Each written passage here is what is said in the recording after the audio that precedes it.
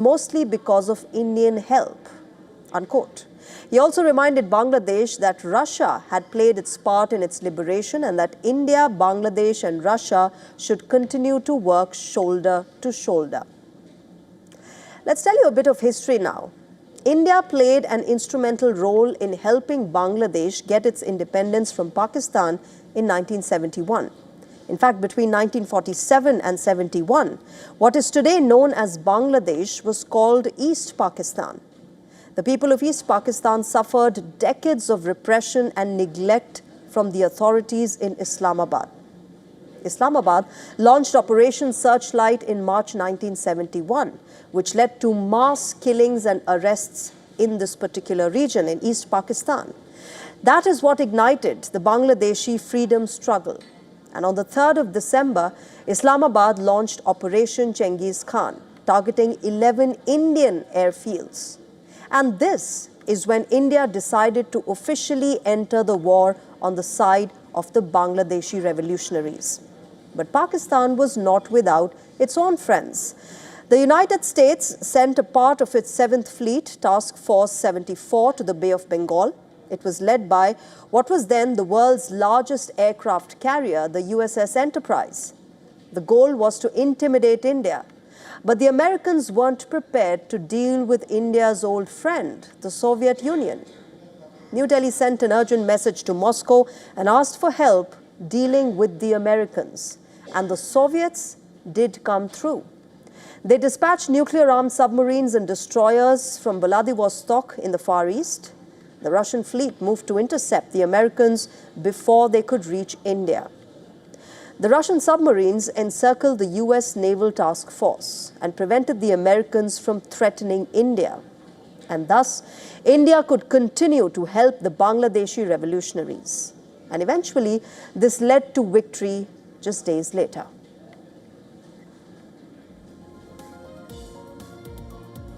All right, let's get you more on this. I'm joined by Major General Ashok K. Mehta. He's an army veteran. In fact, he joins us as a defense and strategic affairs expert. He's joining us from New Delhi. General Mehta, good evening. Thank you very much for speaking with us on WION. You're somebody who's also a 1971 war veteran, and therefore it is only fitting for me to ask you and help you make our viewers understand what was the role of the Indian Army and the Soviet Union, now Russia of course, in the liberation of Bangladesh, something that the current regime of Bangladesh wants to erase. Well, this should take us back to August 1971, when India signed the Treaty of Peace, Friendship and Cooperation with the Soviet Union.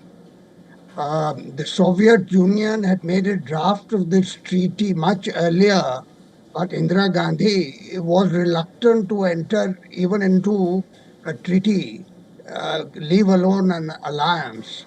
But since the war was imminent and inevitable, this treaty had to be signed. As it is, India was heavily dependent on the Soviet Union for about 80 to 90% of its military equipment.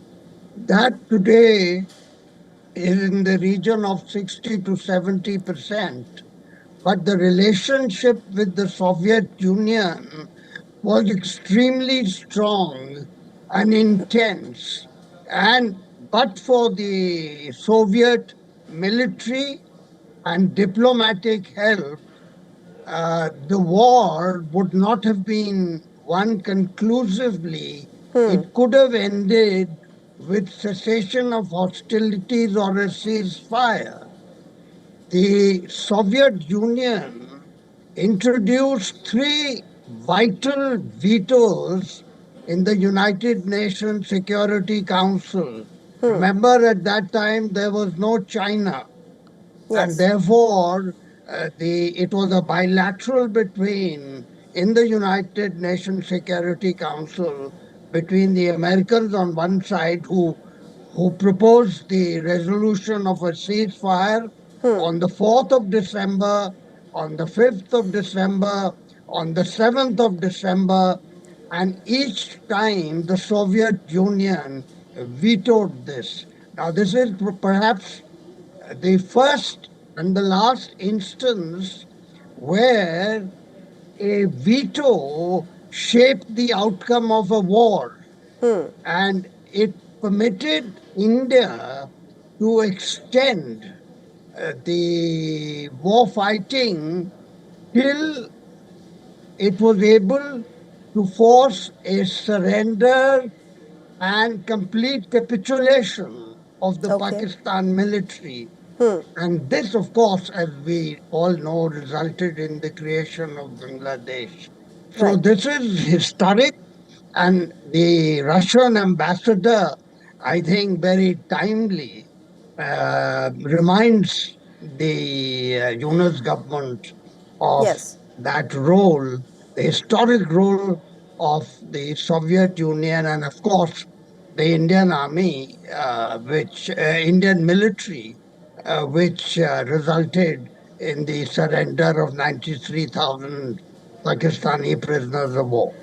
And therefore, General Mehta, with the kind of role that the Indian Army and the Soviet Union played in the liberation of Bangladesh war, the current regime obviously doesn't want the world to remember it. They are making all-out efforts to not just erase the legacy of Sheikh Mujibur Rahman, but also the role of Indian Army and the Soviet Union. And therefore, for veterans like you who've seen the 1971 war, what does it make you feel? I wouldn't want to use the word ungrateful for the sacrifices of India and India's military. But this is geopolitics, unfortunately. And this is the time when the internal political situation in Bangladesh is at a point of a counter revolution. There have been many revolutions and counter revolutions in Bangladesh, what they are calling the Gen Z revolution, the Yes. students' protest, and the July Charter. So I think we have to factor that too. But certainly, the Bangladesh Mukti Bahini, the Mukti Jodhas, and all who took part in this joint war fighting should remember India's significant role in assisting Bangladesh in achieving its liberation from the atrocities of the oppressive Pakistani regime. So it's a bit surprising the behavior of the current, but there is no government. The situation is transitional, and where it will end up, one doesn't know.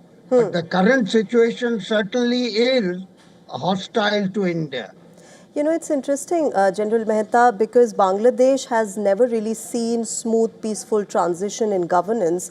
And what we are seeing right now is more violent and chaotic than what we've seen in the past. But do you also think that the Russian hint is also towards America? You've got a Muhammad Yunus who thanked the United States and Bill Clinton when he had assumed power in Bangladesh for this regime change. And therefore, Russia is trying to hint the US as well that, look, here India and Soviet Union, or Russia as we know it now, has helped Bangladesh. So you make sure that you're alert. There are people who will make sure that the security threat that is coming in from Bangladesh at the moment will not be entertained. Yes, indeed. I mean, it's axiomatic. If you just look at the map of South Asia and the location of Bangladesh, Bangladesh is surrounded on all sides by India.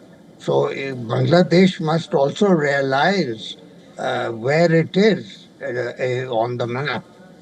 But there is one other factor, and that is China. The Yes. Chinese have been particularly silent at the moment. There's a relationship between Pakistan, China, and Bangladesh which is evolving. And the Chinese have a limitless, no limits partnership with Russia. So while Russia has indeed warned Bangladesh about its history, Bangladesh has also got to remember Yes. that the Americans and the Chinese are also factors in this geopolitical matrix. Yeah, yeah, absolutely. We'll have to wait and watch, General Mehta, how this chaotic situation further proceeds in Bangladesh and the entire region. I'll leave it there. Thank you very much for your deep insights and experiences that you shared with us and our viewers on WION. Right. Thank you. All right, with that, we've also got a news alert coming in on the India-Bangladesh story. Viewers, India has now summoned the Bangladeshi High Commissioner, Riaz Hamidullah. As we told you, the diplomatic tensions between Dhaka and New Delhi have shown no signs of de-escalation. This is the latest that has occurred in the deteriorating relationship between the two countries. Our correspondent Siddhant Sibal is joining us for more on this. Siddhant, Bangladesh seems to be on a tit-for-tat spree while India has summoned the Bangladeshi High Commissioner. Today we did see the Indian High Commissioner being summoned in Dhaka as well. Now you've got India doing the same. What's the latest that you have? What happened in that particular meeting? Well, Shreya, all throughout the day there has been rapid developments. We saw the protests happening near the Bangladeshi High Commission. Of course, the security forces were able to thwart any attempts to come close to the mission. But we know that just a short while ago, India summoned the Bangladeshi High Commissioner second time in a week over concerns related to the Indian missions getting threats, the attack which happened over the Indian diplomatic post in Chittagong that forced India to suspend visa services. And then, of course, we know that the Bangladeshi side summoning the Indian High Commissioner. Clearly, the relationship is having a lot of strain, and it looks like it will take time for the relationship to come on track.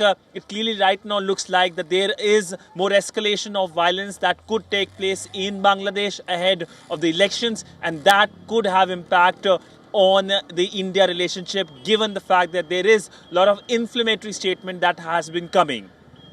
Signs of de-escalation. Siddhant, thanks very much for getting us the latest as far as the ties between the two countries are concerned. All right, moving on, let's shift our focus now to the United States of America, where Epstein files have taken the country by storm. High-profile names are exposed in the huge stash of photographs, videos, emails, audio recordings, and messages. The U.S. Justice Department has released its largest batch of the Epstein files so far, and the data in 11,000 files includes fresh revelations. American President Donald Trump's name has appeared multiple times. Flight records show Trump traveled on at least 8 Epstein flights. The flights were taken between 1993 and 96.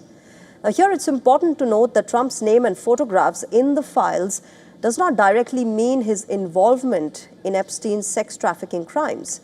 And the U.S. Justice Department has issued this new clarification. It says some of the new Epstein files contain untrue and sensationalist claims against the American president.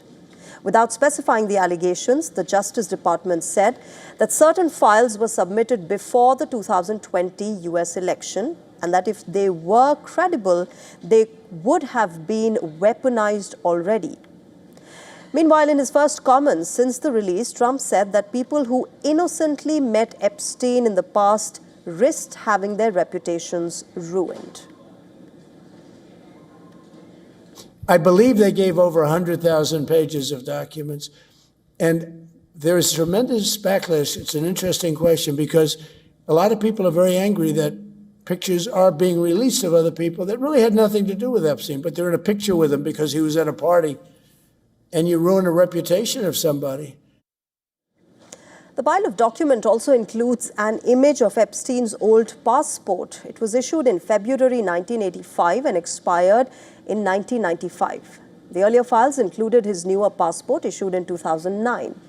Now, there are several other high-profile names that have found mention in the releases so far. These include Virgin founder Richard Branson, Michelle Jackson, House of Cards fame Kevin Spacey, former British Prince Andrew, Mountbatten Windsor, and former US President Bill Clinton. Clinton's spokesperson has issued a statement against the Justice Department. Clinton's office has called for the immediate release of all the files that mention Bill Clinton's name. And remember, the Epstein Files Transparency Act mandated the complete release of the files by the 19th of December. But the Department of Justice is yet to comply. Deputy Attorney General Todd Blank earlier blamed the delay on the need to redact the identities of over 1,000 victims. Meanwhile, as far as the Democrats are concerned, they are looking to take a legal recourse. They are accusing the DOJ for allegedly covering up many details in the released files.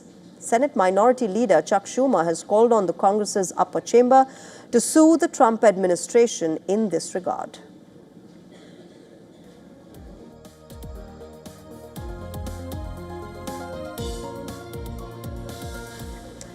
Now, let's remember, US is heading for high-stakes midterms elections in 2026. Control of the House will be at stake.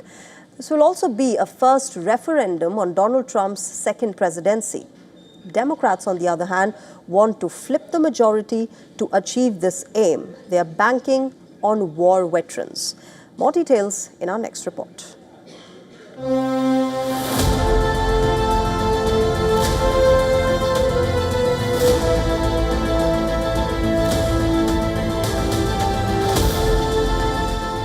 From war theatre to the political arena, 4 war US veterans are gearing up for the contest of Capitol Hill. The collective is called the Hellcats, a name that pays homage to first female Marines of World War I.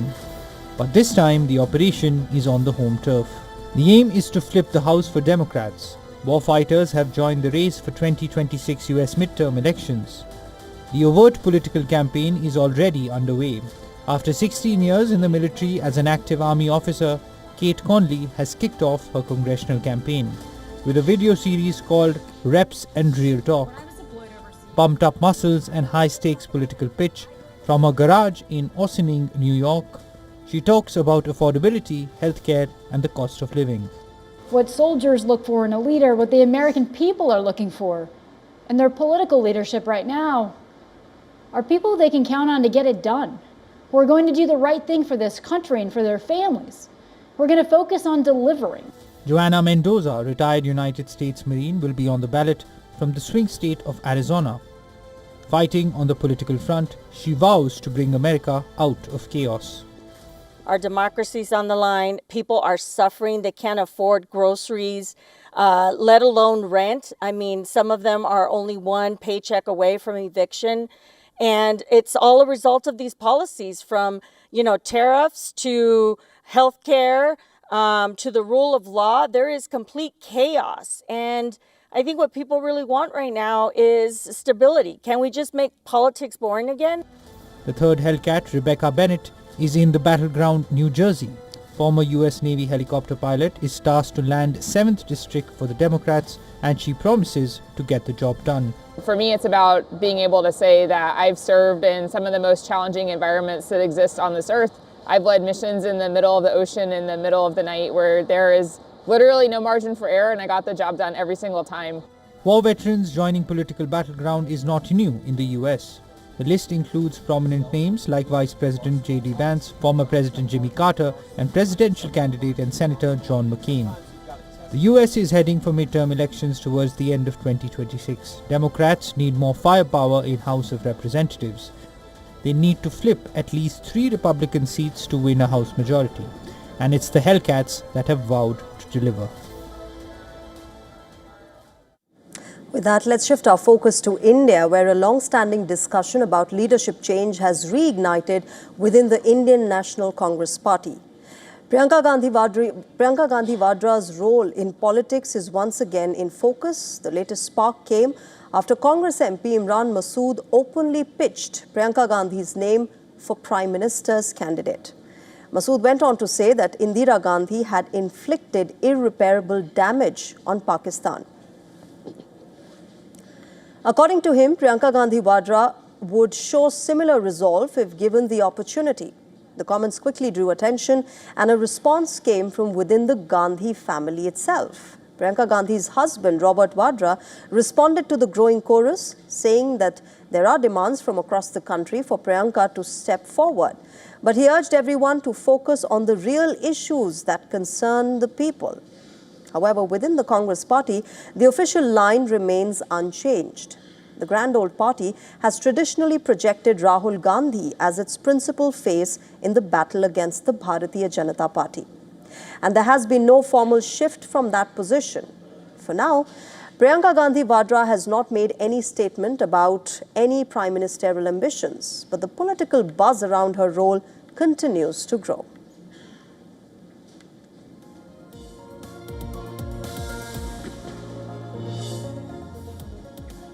A political twist has got Mumbai buzzing.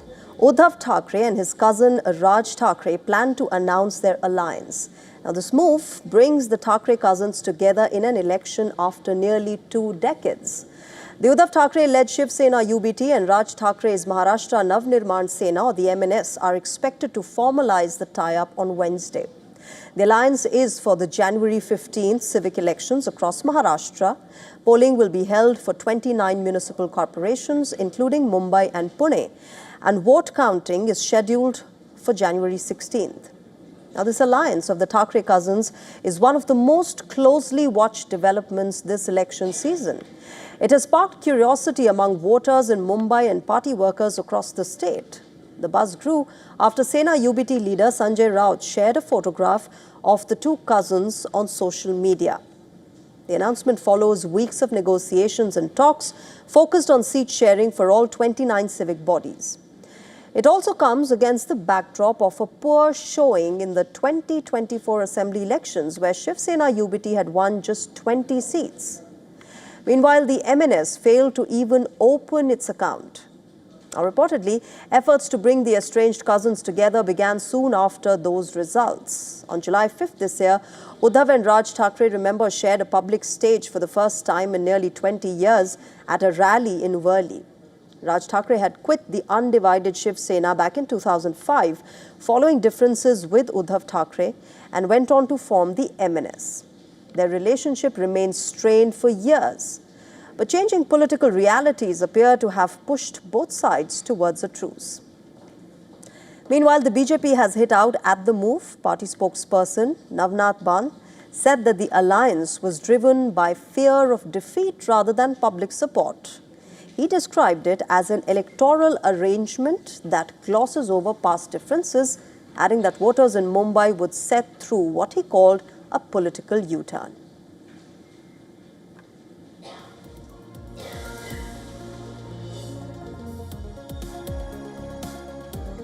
Right, with that, it's time to wrap Race to Power up. But before we go, let's tell you how Nicolas Maduro, the Venezuelan president, took some time off from geopolitical tensions and mounting pressure from the United States. He was seen dancing with robots at an event in Caracas. Take a look.